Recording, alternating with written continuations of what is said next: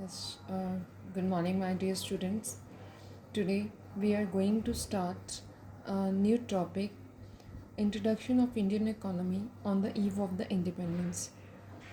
We all are aware that India got independence in 1947, and before 1947, Britishers ruled over the India, and almost for 200 years, India was under the uh, control of British government. So at that time, what was the status of Indian economy, and when the India got freedom, what was the status at that moment on the eve of 15th August 1947? That is we are going to discuss in this topic, right? So this topic is all about the status of Indian economy on the eve of independence. बेटा, हम सभी पता है, हमें सभी को पता है कि जब इंडिया आज़ाद हुआ, at that time Indian economy was a poor economy, stagnant economy. Poor इसलिए थी क्योंकि हमारे जो रिसोर्सेज थे वो सारे ब्रिटिशर्स अपने देश में ले गए थे। स्टेगनेशन थी हमारी इकोनॉमी में क्योंकि हमारी इकोनॉमी वहीं पे स्टैंड कर रही थी जहाँ पे पहले थी। ठीक है, जब ब्रिटिशर्स आए तो कोई कुछ भी ग्रोथ नहीं हो हमारे इकोनॉमी में, रैदर हमारी इकोनॉमी बैकवर्ड होगी, अंडर डेवलप्ड होगी, लिटरेसी लेवल हमारा डाउन होने लग गया। So in fact the main purpose of the British rule in India was to use Indian economy as a feeder economy for the Britain's industrial development. तो उन्होंने Indian economy को use करा, हमारे resources को exploit करा और अपनी economy की उन्होंने उनको स्ट्रॉन्ग करा, उनकी इंडस्ट्रियलाइजेशन उन्होंने ग्रो करी। बट हमारी जो इंडियन इकोनॉमी थी वो सिर्फ एग्रेरियन बेस्ड इकोनॉमी रह गई। So therefore in this chapter we will study a brief introduction of the state of Indian economy during the British rule and on the eve of independence. But it is better to study the structure in detail. Indian economy on the eve of independence deals with the Indian economy as we inherited it from the Britishers in 1947. So it focuses on the following point. This topic will cover the state of agriculture and industrial sector on the eve of independence, India's foreign trade under the British rule, demographic profile during the British rule, occupational structure and infrastructure on the eve of independence. We will cover these points basically कि जिस दिन हम on the eve of independence हमारे agriculture और industry का sector का क्या status था, फॉरेन ट्रेड ब्रिटिश रूल के अंडर में कैसा रहा, हमारा डेमोग्राफिक प्रोफाइल किस तरह की थी और ऑक्यूपेशनल स्ट्रक्चर किस तरह का था. So these are the points which we will discuss: agriculture sector, industrial sector, foreign trade, demographic condition, occupational structure and infrastructure one by one. First, we will go with agriculture sector. On the eve of independence, Indian agriculture became backward, totally backward थी. Nothing new was introduced in Indian agriculture sector. कुछ reforms नहीं थे, कुछ scientific way में agriculture नहीं हो रही थी, वही ओल्ड बैकवर्ड सिस्टम्स अडॉप्ट हो रहे थे एग्रीकल्चर में. स्टेगनेशन थी and non vibrant under the British rule. Non vibrant means कि कुछ भी न्यू नहीं था, वैसे ही ओल्ड ट्रेडिशनल सिस्टम को अडॉप्ट किया जा रहा था. सो अगर हम ओवरऑल बात करें तो हमारा जो ड्यूरिंग द ब्रिटिश रूल हमारे इंडियन एग्रीकल्चर था, it was a weak productive accumulation and unemployment and under employment was here. बहुत सारी एग्रीकल्चर बेस्ड जो मैन पावर थी, दे वर अंडर एम्प्लॉयड और अनएम्प्लॉयड बिकॉज उनके पास अपनी लैंड्स नहीं थी. And there was low level of production and productivity during that level. Subdivision of land holding was small. At that time हमने history में भी, आपने बच्चों ने भी पढ़ा होगा कि जिस के पास कुछ बड़ी लैंड होल्डिंग होती थी तो ब्रिटिशर्स उनके लैंड को टेक ओवर करते थे. या जिस इंडियन किंग के पास मेल चाइल्ड नहीं होता था तो उन्होंने रूल बनाया कि उनकी लैंड होल्डिंग भी गवर्नमेंट टेक ओवर कर लेगी. So Indian agriculture was primitive and stagnant and the main causes of stagnation of agriculture sector was as follows. There was land tenure system, zamindari system, mahalwari system, ryotwari system, commercialisation of agriculture, मतलब इतने traditional system उस time पे adopt करे जाते थे जिसने हमारे agriculture को बैक स्टेप पे लेके गए, कुछ भी ग्रोथ नहीं करी. So, agriculture plays an important part in economic development of any country. It provides food security to the country. Also, it is the backbone for many industries. And at the time of independence, almost the total population was dependent on the agriculture. And India's agriculture sector saw no growth during the colonial period. मतलब agriculture sector में तो कोई growth ही नहीं हुई, जैसे जहाँ पे agriculture थी वहीं पे रह गई. And productivity was stagnant. In fact, it was deteriorating. In fact, जो हमारी ग्रोथ थी वो डाउन होनी शुरू होगी बढ़ने की बजाय. And the total output increased by just 0.5% per annum before independence. And the farm output from year 1891 to 1947 was not more than 0.11%. So many reasons were behind that, but prominent were the land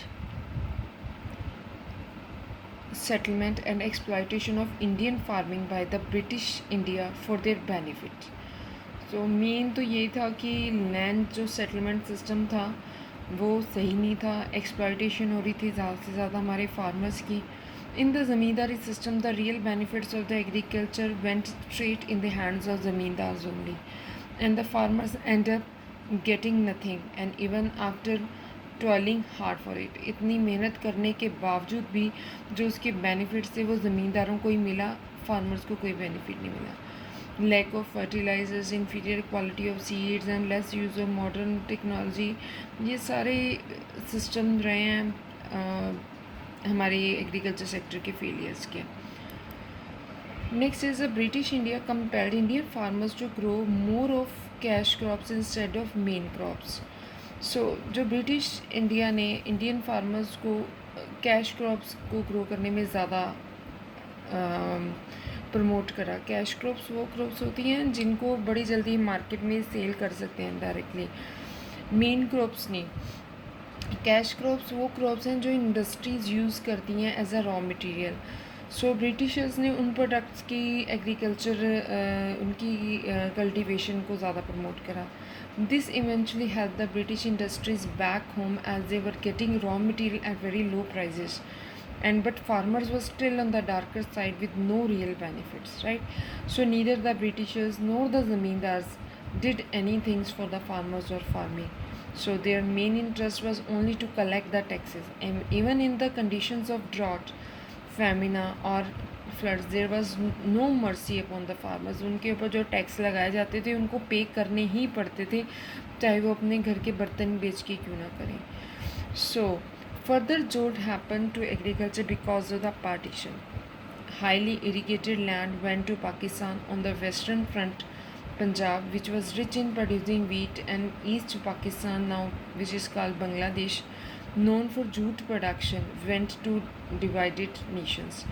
So जहाँ पे jute उग रहा था या wheat की production ज़्यादा थी वो सारी लैंड दूसरे नेशंस में चले गई. दस Indian jute industry suffered very heavily.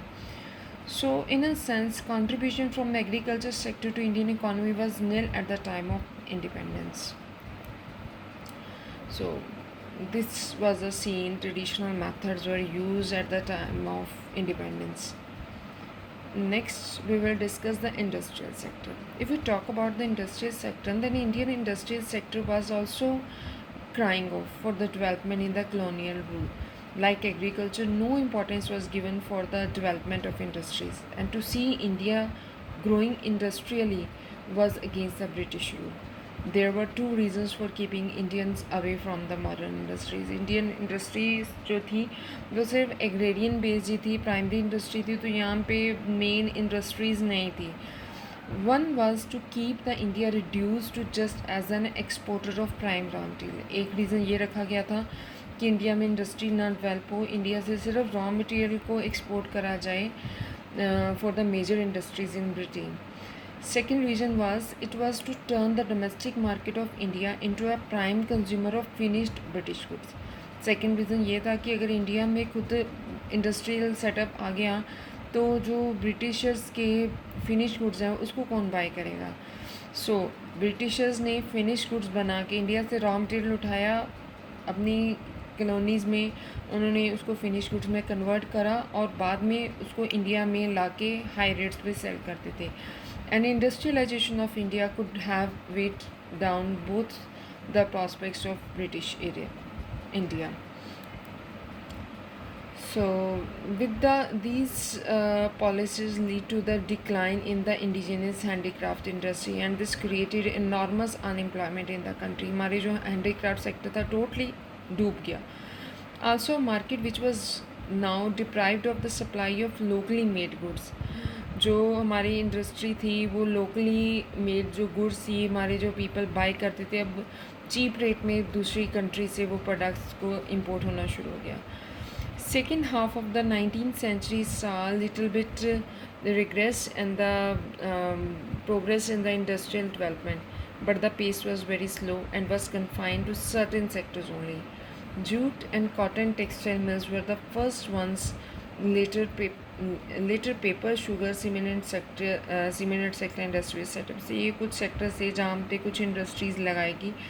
So major development came in the form of Tata Iron and Steel Company, TISCO आई 1907 में. However, there were hardly any capital goods industries promoted further industrialization of Indian economy. Next, we will talk about the foreign trade. On the eve of independence, India's foreign trade goes back to the ancient time. It used to be one of the most important trading country. In the colonial period, India's foreign trade was restricted to Britain only. सिर्फ Britain के साथ हमारी dealing होती थी and they had the monopoly over the Indian export. सारे जितना भी हमारा एक्सपोर्ट था वो सारा का सारा ब्रिटेन को ही हो रहा था. And India was allowed to trade with only few neighboring countries. Still, there was a generation of large export surplus.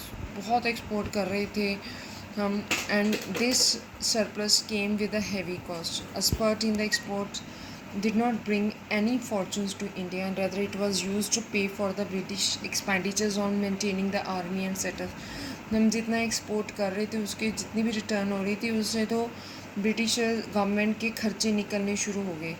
So even high export could not turn around the Indian industry to the growth side. If we talk about the demographic profile, the details of the population of British India was collected first in 1881 and through a census. This census suffered for certain limitation, but it revealed the fact that the Indian population was uneven in its growth. After 1881, a population census was taken every 10 years, and India was in the stage of a first demographic transition before 1921. The second stage of such a transition happened after 1921. At this stage, however, neither the population growth nor the population of India was very high. So population में कुछ ज़्यादा growth नहीं थी. The social development indicators were also not very encouraging at that time, and the overall literacy was less than 16% and female literacy was around just 7%. So हम देख सकते हैं कि डेमोग्राफिक जो प्रोफाइल थी हमारी, जो पॉपुलेशन की क्वालिटी थी वो भी कुछ ज़्यादा अच्छी नहीं थी. पॉपुलेशन में ग्रोथ तो थी नहीं, क्योंकि हेल्थ फैसिलिटीज़ ही नहीं थी यहाँ पे. Public health facilities were unavailable to a very large sector of the people, and there were inadequate wherever they were available.